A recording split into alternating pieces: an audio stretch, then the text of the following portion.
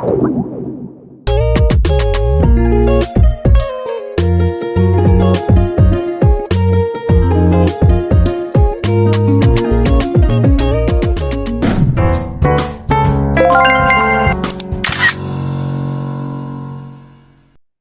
right. Hello, everyone. Welcome to a new episode of our podcast. Today, we have a very special guest. We have Matt Coss with us, and Matt is a doctoral candidate in second language studies at Michigan State University. He is a teacher, researcher, working to understand and improve the research practice interface, something that we will talk about today. He is an award-winning language teacher trainer, and he is a co-editor of two exciting books coming out very soon, Transforming Hansi Pedagogy in the Digital Age, and also Technology and Instructed Second Language Acquisition. So please welcome, join me in welcoming Matt. Hello, Matt. How are you? I'm good. I'm excited to be here. We're talking about some of my favorite things today. So very honored to have the invitation. Thank you. Thank you for accepting, and thank you for making the time to talk with us about these topics. So we today I would like to talk about more something you're interested in and something teachers would find really interesting, which is the idea of the gap between research and practice, what researchers are doing separately, and then what teachers are actually using in their classrooms, and is there some sort of interplay or interchange between these two worlds that we definitely need to speak more and talk more about this. So let me ask you the very obvious question. What is a research practitioner gap? How you define this term? Yeah, that's a great question. And I'm glad that you used the word gap, because I think that's the most common sort of metaphor that we use to describe it. People use different words, right? People use gap, people use divide. And I have debated actually myself for a while what word I'm going to use, because I think it reflects something about the nature of the thing, right? We're applied linguists, so we care a lot about the words we use to describe things, right? We know that that matters. So I have actually moved away from using gap or divide, and I have started to use relationship myself, trying to be more positively oriented. And I'll get into the why of that here in just a second. But kind of the basic idea, whatever word we use, the five that I think are the most common, people say gap, divide, relationship, interface, or nexus. And the idea, not just in language education or applied linguistics, but in education, in medicine, in engineering, in any discipline where people are doing research and people are practitioners, and whether or not those are separate categories is an important thing that we'll talk about here. There's a question about, are the practitioners able to access, benefit from, and put into practice, so to speak, though even that metaphor is a little bit problematic, the knowledge that is being developed in non-practitioner contexts. So in applied linguistics or in language education, one of the big questions is, lots of people, yourself and myself included, are doing research, and many of us, maybe most of us, are motivated by the fact that we are users of more than one language, learners of more than one language, people who care about language education, learner identity, teacher development, language policy, lots of sort of different, not just pedagogy per se, although that's my primary concern. And I think we all want to make contributions. And so we wonder, and often we fall into perhaps a little bit of a negative space where we might complain a little bit about the fact that the work that we do doesn't seem to be taken up, of interest, being used by practitioners. But I think for me, the reason that I've really moved to think about it as a relationship and not any of the other words, though I really appreciate people like Jim McKinley, who really intentionally only ever says the practice research nexus or the teaching research nexus. He always puts teaching first, and I really appreciate that about him. I like the word relationship because I like the idea that we're in this together Mhm. and that it only works if we all want it to work, that it takes work and it is Mhm. something that doesn't happen with one side, so to Mhm. speak. But I honestly think that, yeah, I don't know. We can get into the causes, but this question exists and many of us are concerned about it. Teachers wanting to have access to a body of knowledge, feel like professionals, be able to go places and look for information the same way that doctors do and patients want doctors to be able to do. Students deserve an education that is informed by Mhm. evidence. And we people who do research also want to feel like we're making a contribution to the world, right? We are applied linguists for a reason rather Mhm. than some other discipline, right? Yeah, interestingly, I really like your how you frame it as a relationship more than a gap. And I mean, from now on, I'm gonna refer to it as a relationship. Awesome. But a question comes to mind now is like, what actually created this kind of divide between these two, domains of like teaching or practicing? Like in a real classroom, in a real institution with students and education, like on the ground. And on the other hand, there are like people who do research that should actually inform the educational process. But most of the time, realistically speaking, you and me like know that it's not always the case that research or there is the practice is actually informed by research, not all the time, or not that we know that is the case. So Right. what kind of creates this divide? Really good question. It's a really important question and really has actually become central to kind of the work that I'm interested in doing and continuing to do is ask that question. And something I really am grateful for colleagues in our field, like Masatoshi Sato, for example, among many other people. He emphasized not only in a plenary talk that he gave at the American Association of Applied Linguistics conference in 2023, but also in different pieces of writing that he's published about this topic, that we researchers really need to turn the mirror back on ourselves. And I have recently been starting to use a metaphor of like people coming to your house, right? If you think of as an individual researcher, or even as a domain of research, your body of knowledge being like a house, I think instead of asking the question, why is nobody visiting me? Why is nobody coming to my house? We probably owe it to everybody to start by asking, is my house an inviting place to be? Is it welcoming? Is it clean? Is it easy to navigate? Because if the answer to those things is no, I think the simple question becomes, why would anybody come to your house? Because it's an unpleasant experience. Mhm. So, but I think there's a lot of causes, and people, for decades longer than applied linguistics has even existed, people have been asking this question in medicine, in engineering, in education more broadly. But it's been fun this semester. I'm working with a group of undergraduate students in a second language acquisition class, and we've been asking ourselves, because they're pre-service teachers, all of them, this Mhm. question of sort of where are the cracks in the relationship, or why are we having relationship struggles?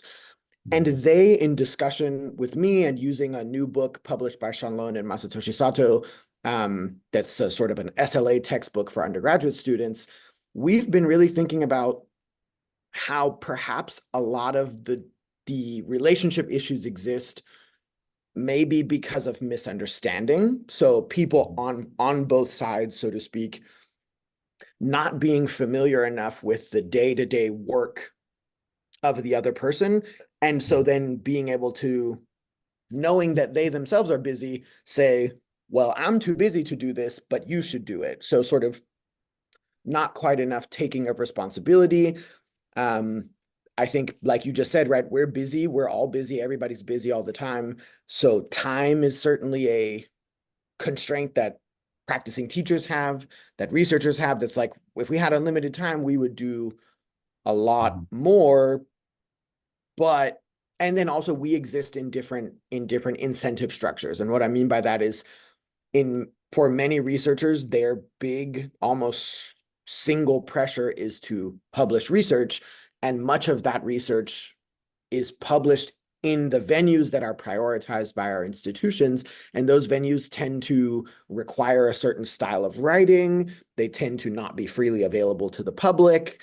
And so, and then for teachers, there is often very little in their incentives or requirements to engage directly with research, right? They don't have access to research. It's often not a requirement that they document sort of engagement with research, although teachers do have to do professional development in a way that we researchers don't, which is interesting. But I've really, again, in the same way that I tried to move away from this gap deficit kind of mindset, as I'm trying to think about it as a relationship that can work if we do work, I have really started to wonder if some of our lack of reaching out to one another comes from a place of almost insecurity, right? Everybody feels insecure in their relationship sometimes, even with people you love, that you want to be valued. You want people to tell you that the work that you do matters.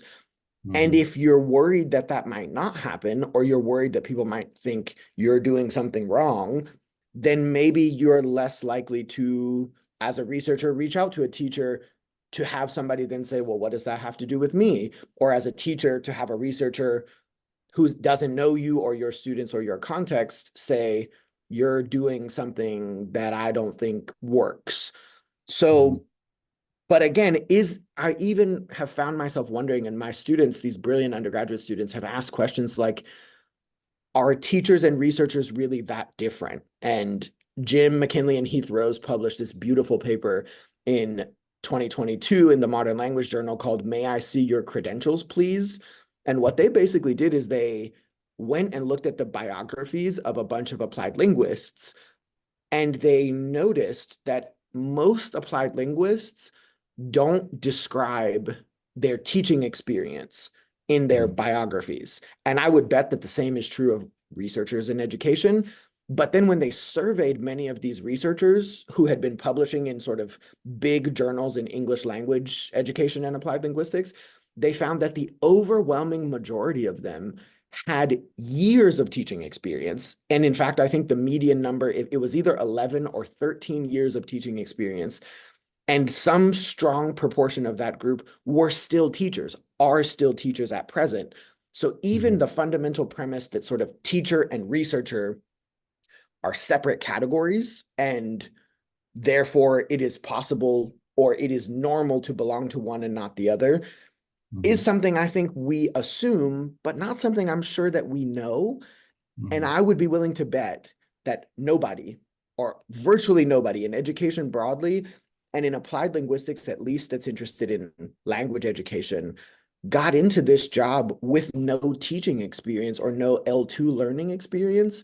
So it makes me wonder, are we going into potential collaborations or spaces or expecting people to come to our house with almost this assumption of we belong to different groups?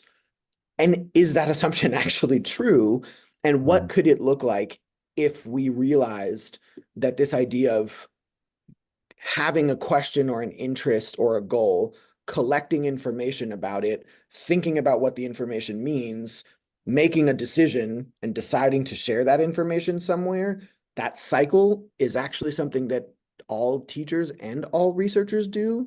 So we're not that different. I don't know. It is a really interesting, it's an ongoing topic and something I think I'm really excited about in our field, that we're asking, why are these problems? Why are we struggling in this relationship? But it's also something I'm really hopeful about, because I think most people chose this career trajectory for a reason. And I would argue that most people probably want their work at some level to be meaningful to people who are not researchers. Yeah, I agree with you. So sometimes it feels like these researchers and teachers, each of these members of these communities kind of built virtual walls around Yes. themselves that actually do not exist, and they have no reason to think they are very different from one another. Because as you mentioned, researchers come from a, like, especially if you're doing research on education. So you come from a place where you are interested in education, you've done some teaching, you've done some learning yourself, and you have a passion to make some significance in this field. And for teachers, it's always like there's time issues, there's a lot of workload issues and stuff like that. So, oh, we don't have time to read all these complicated papers and stuff like that by people who do not belong to our world. They don't know what we're doing.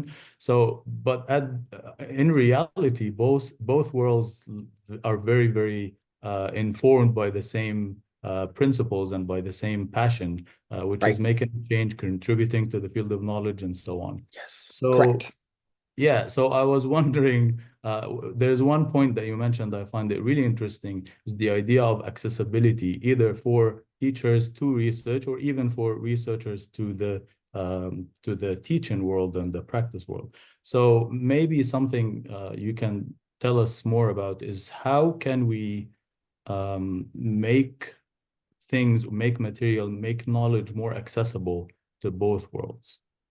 A really good question. And I know we're going to get into task-based language teaching, and that very much is my background, and in some ways comes into sort of the thinking of the way of thinking about the world is definitely shaped for me by task-based language teaching, kind of in all things. So I would say, well, we can talk about different kinds of accessibility, but one thing that really stands out to me that I wonder if we researchers could be doing a better job of is, before we decide alone what the best way to make our work accessible to the rest of the world is,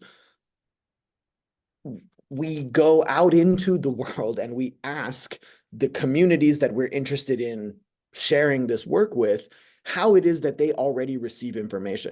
So is it that, exactly like you and I are doing here, is it that teachers are engaging in self-directed learning using podcasts, using YouTube, going to conferences in their local city, province, state, country? Is it that teachers are excited to read books?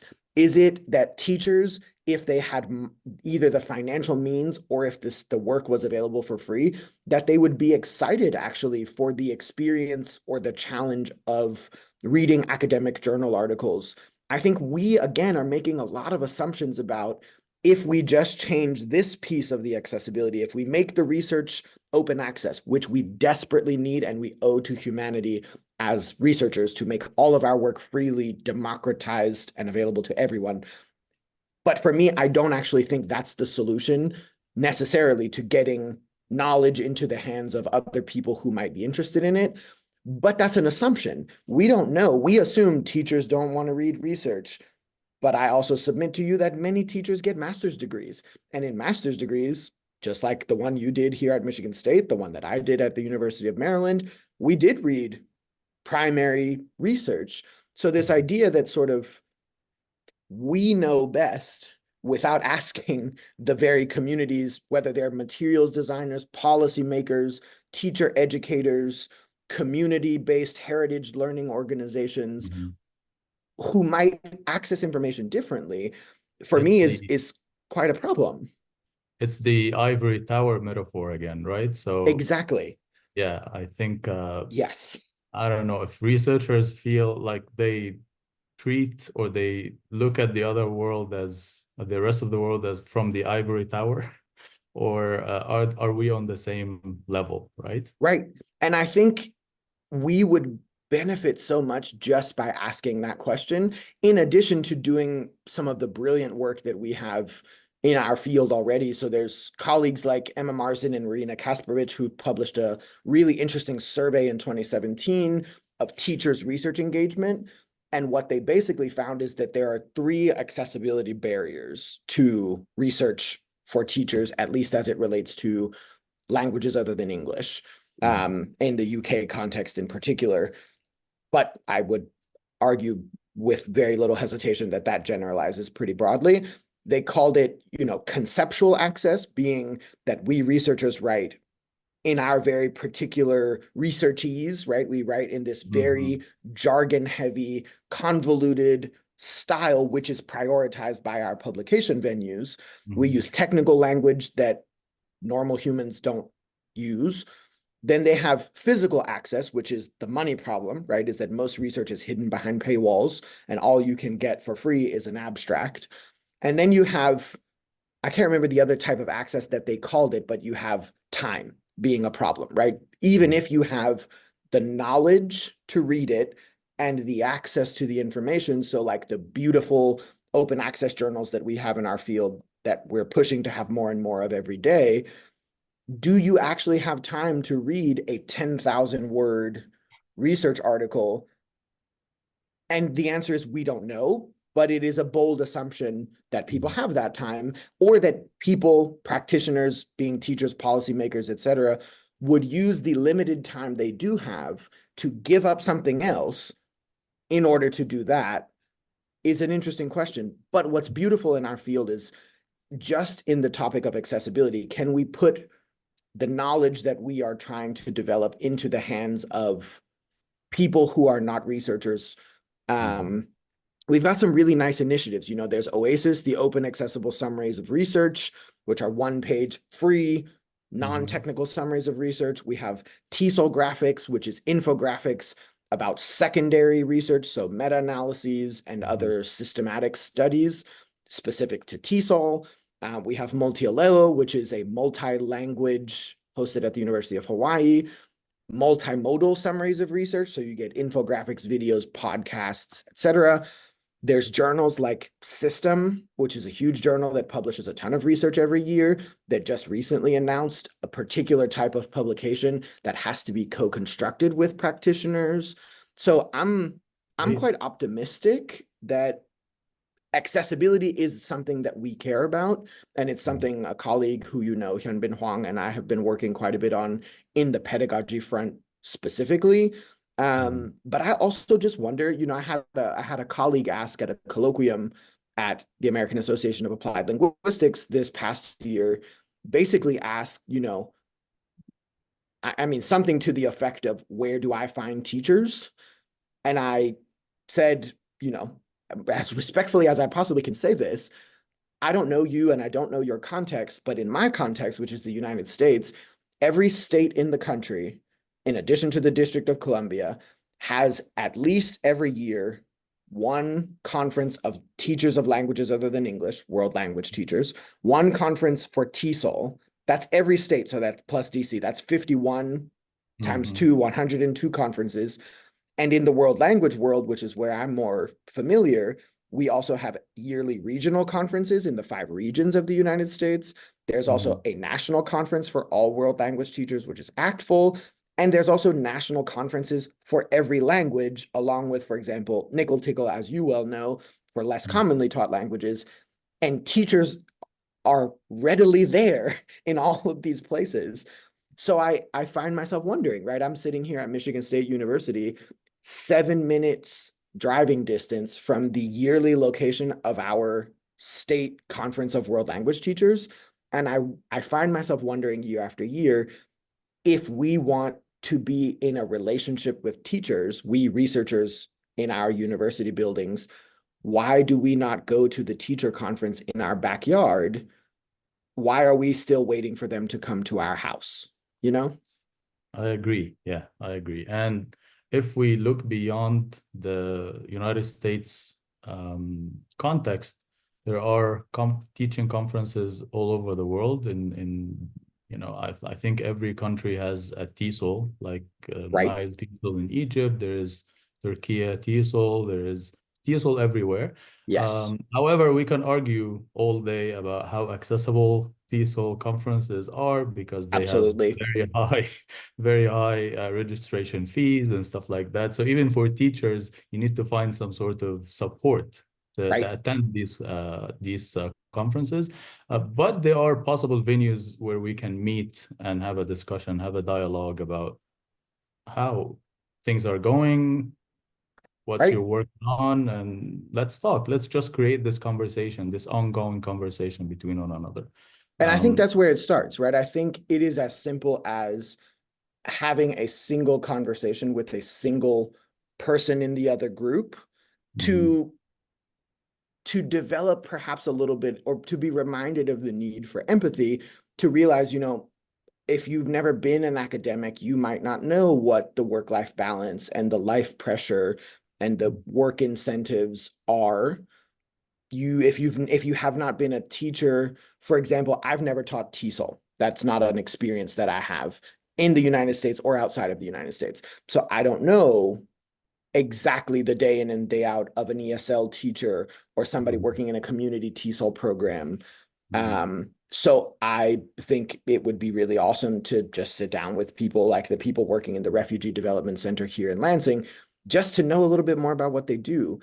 And I will say, and this is perhaps a place that teacher education, and by teacher education, I mean very broadly, not just university-based training of teachers, but professional development for teachers kind of everywhere.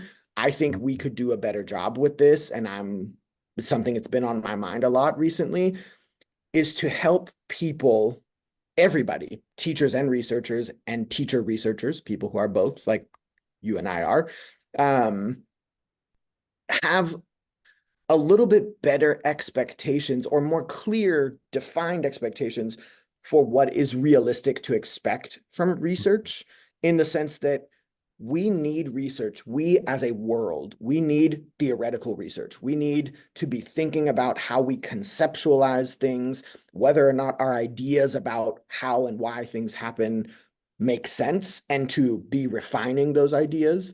As you also well know, we need research that's focused on research methodology. We need to make sure that the surveys we use, or the tests we use, or the other research,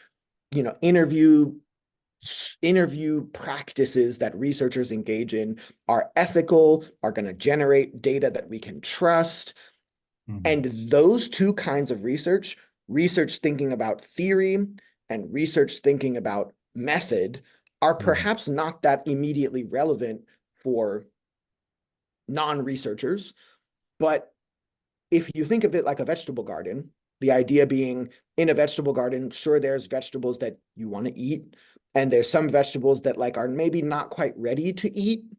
So Mhm. maybe leave them a little bit longer. Let's not yet take this off of the vine. But then you also have the sunlight, the water, the dirt, which perhaps nobody wants to think of their research as the dirt. But if we didn't have dirt, we wouldn't have vegetables. And we don't eat the dirt. And we would never expect to eat the dirt. Whereas with applied research that's in places like TESOL Quarterly, the Modern Language Journal, Foreign Language Annals, whose goal is explicitly to inform practice, Mhm. who's trying to be the vegetables, Yeah. we might help people expect that research is never going to tell you guaranteed this will work if you just do it this way in your context, Mhm. but it will give you ideas. It will give you some language, some new vocabulary to go look up something like working memory, or Mhm. cognitive load, or identity, or intersectionality, right? It can be a source of knowledge and thinking, as a source, not the source of evidence.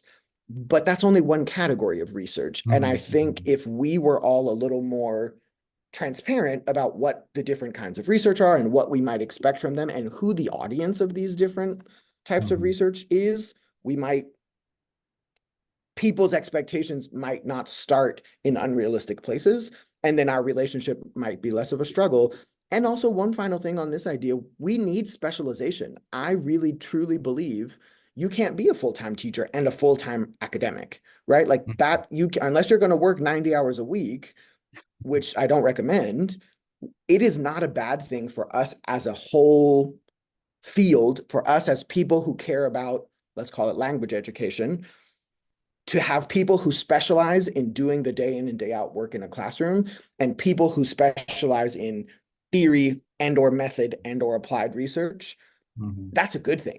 We need people to focus on one or the other. and then to be in dialogue rather than expecting everybody to do everything all the time, because that's how we all burn out. And then language education doesn't benefit from anybody anymore, you know? Yeah, no, I agree. I agree.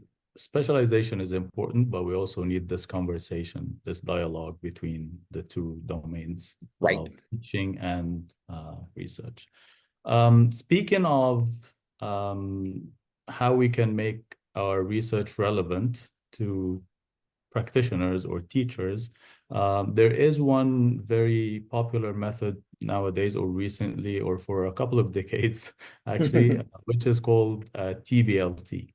So Yes. can you tell us what TBLT is, and how can it be a very good example of bridging this or improving the relationship between teachers and researchers? Yes. First of all, I just want to say I noticed and appreciate that self-edit that you just did as you're thinking about, instead of bridging a gap, working on the relationship. And I noticed I'm that and I working on it. appreciate it. I'm working on That's awesome. That makes me really happy. Genuinely, that makes me very happy. So TBLT is task-based language teaching, which, like you said, the idea has been sort of around and developing for a few decades now, in a lot of senses in research, with more and more, and hopefully ever more evidence from practice that these ideas are viable, and also for us researchers to learn more from what this looks like in the real world instead of just in our brains and in our labs. But the basic idea of task-based language teaching is, instead of some of the more common ways that we organize curriculum in language education, which very often is by language, in other words, by grammar and or vocabulary, or even by sort of theme or topic, the idea, Mhm. the sort of central idea in task-based language teaching, no matter which specific definition we're interested in, is that instead of organizing our curriculum by language, by structure, or by form, as some people call it, we organize the curriculum by tasks that learners actually need or want to be able to do. So that might look like, in a grade school setting, that might look like the curriculum that they need to learn in school, especially for our multilingual learners, right? You think about a student who grew up, for example, like we have here in Michigan, who grows up in a house where they speak Arabic, they go to school at age 5, they don't yet speak English, they have to live in English in school. And when they get to third grade, for example, they need to be able to describe the life cycle of a butterfly in science class. So that is a task that Mm, they would be expected to be able to do at some level of language in education. For people who are adults, that might look like professional tasks, doing business negotiations or writing a contract. It mm, might be social tasks like I did at Starbucks this morning, buying a coffee, all of which require some use of language. And so the idea is, instead of deciding at the beginning, we're going to go in this order of these grammar structures, and you're going to learn each grammar structure piece by piece by piece, and eventually you'll be able to put them together and communicate. The idea is that you learn to communicate by communicating, and you mm, communicate doing tasks. So you mm, get tasks that give you new input, so new language, where you're mostly not producing language. And mm, you perhaps, if that's your need, your interest, your circumstance, you do some tasks where you're producing language, mm, and both your input and your feedback come at the moment where it's most likely to be useful, which is when you try to say something or try to understand something and you don't quite do it. So mm. it's a reactive provision of language rather than a, regardless of who you are, where you are, I'm going to, as my old mentor and the father of task-based language teaching, Mike Long, used to say, rather than I'm going to teach you relative clauses because today is Tuesday.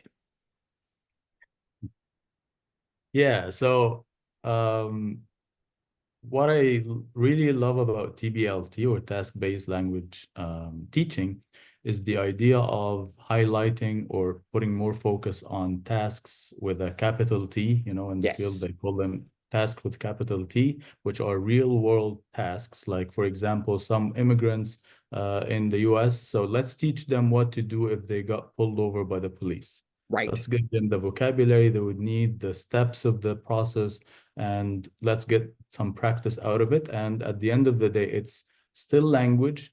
They use grammar to create these kind of interactions and sentences, right. but they actually will use this in the real world day in, day out. They will get pulled over by the police, especially in the US. Sorry about that.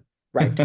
Correct. Or other tasks, real world tasks like go into the bank, opening an account, or go into the grocery store and stuff like that. So it depends really on the student population that you're teaching, the Yes. context, and the relevant tasks for them. Instead of just focusing, as you mentioned, on the lowercase task, which is okay, fill in the blanks, or matching words with definitions, or some grammar informed practices and stuff like that Right.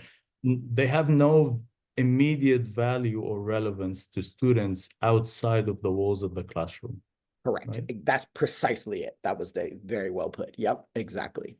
Yeah. So my next question, maybe the final question, because we don't want people to think this is too long, Yep. and also you have things to do. So speaking about TBLT as some let's say methodology or teaching approach that kind of was inspired by the practice itself, Hmm. something for the benefit of the student.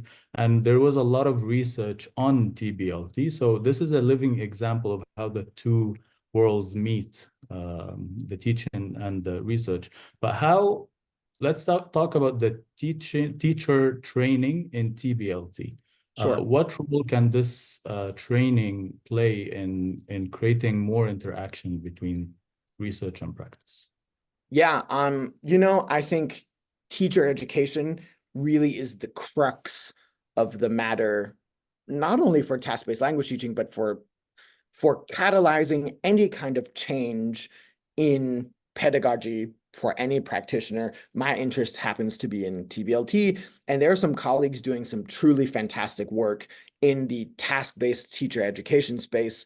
There's Melissa Baralt and her team at Florida International University, and the team is based all over the States. There's Lara Bryfonsky and Caitlin Pinot at Georgetown University. There's Koen Van Gorp right here at Michigan State. There's lots of different people all over the country. Laura Gruzinski-Weiss and her team at the Task Bank, who have created and are curating tasks for people to use for free and doing webinars. There's people all over the world. You have Roger Gilabert, for example, and his team at the University of Barcelona. So many friends and colleagues, but teacher education, I think, really is the heart of the matter. And I have really come to wonder if in task-based teacher education, where there's some beautiful writing by Chris Vanden Branden, for example, I have really come to wonder if we, the teacher educators interested in TBLT, are making TBLT unappealing by making it sound harder than it needs to be. So many of us, not all of us, you can look at TBLT through the work of Jane Willis, for example, Willis and Willis. You can look at it through the work of David Noonan, through the work of Rod Ellis, through the work of Mike Long.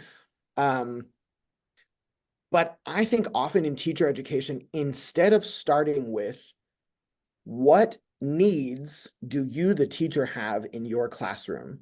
For example, you want the content that you're working with to be relevant to students to the greatest extent that your circumstances allow it.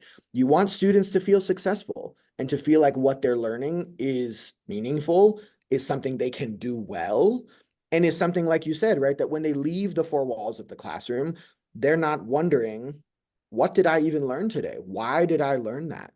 As a teacher, you want to encourage probably some amount of communication in your language, and you want to assess whether students are developing that ability to communicate. And task-based language teaching does all of those things, right? The idea is, where did you decide the tasks? You base them on relevance to the people in front of you. How are you assessing whether or not they've learned anything? You ask, well, can you do the task in the language, and how well can you do the task? And so if the assessment and the curriculum are all about communication in a way that's relevant to you, the learner, I think we would perhaps struggle less with how do I get them to want to communicate? Because the assessment requires communication, and the content is all about communication in a way that doesn't make me, the student, say, why are we learning this today? Like I used to do in math class a lot.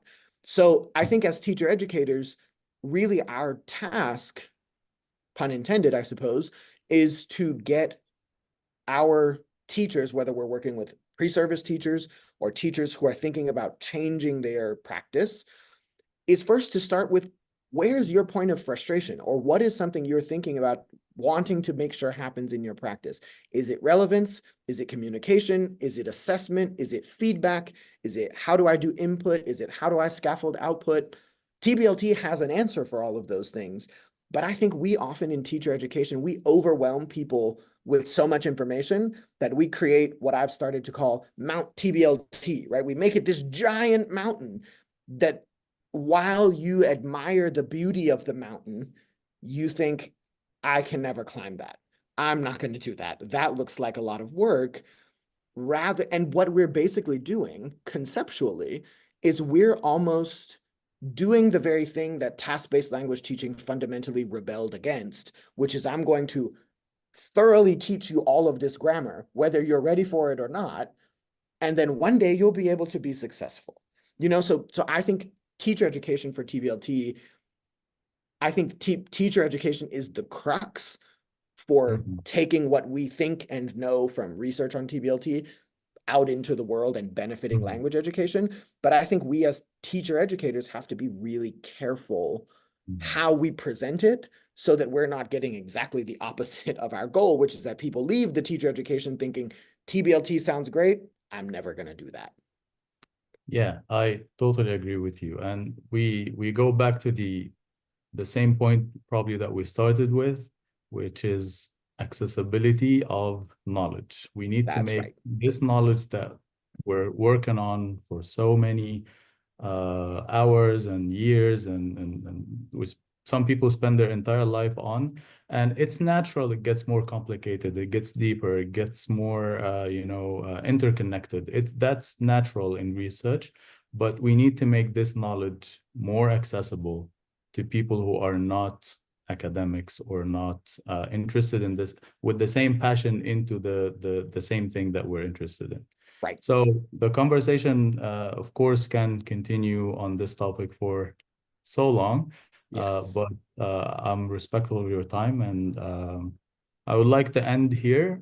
Thank you so much, Matt, for doing this and for the very fruitful conversation that we had together. Maybe this is one way of two teacher researchers having a conversation, hopefully disseminating some sort of thoughts out there in the world. So hopefully people will find it beneficial for them. And I'm sure I will invite you again for more conversation if you have time. Yes. Looking Uh, forward to it. Thank you for having me. yeah. Thank you so much and have a great day. Yeah, you too.